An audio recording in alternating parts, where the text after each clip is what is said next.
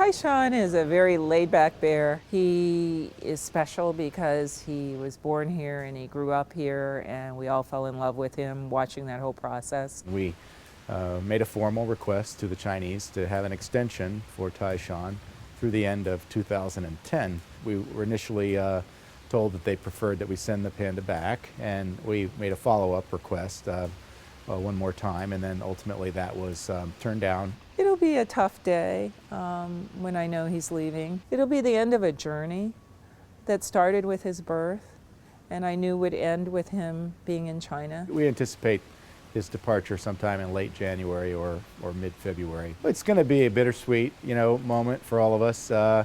We invested in Tai Shan's growth and development. We're very proud of the fact that he is a healthy cub and that he'll contribute to the genetics of the captive populations in China. Fortunately, from when Tai Shan started his training program, we've been preparing him for all kinds of change and all kinds of variables in his life, including the potential to have to be put in a crate and shipped. He's used to traveling and passing through small spaces. He also has lived here at the zoo, where we've had a major construction project around him going on for his entire life.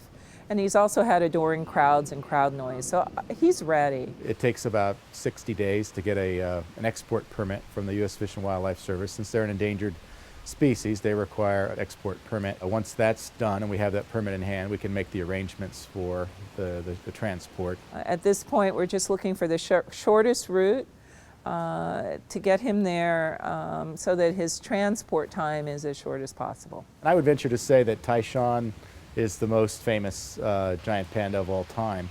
And so he's an ambassador for his species, he's an ambassador for conservation in general. I think he's a symbol of hope, for conservation and for the future of pandas in the wild in China. Every day up until he leaves is going to be extra special because we're going to really cherish the time we have left with him.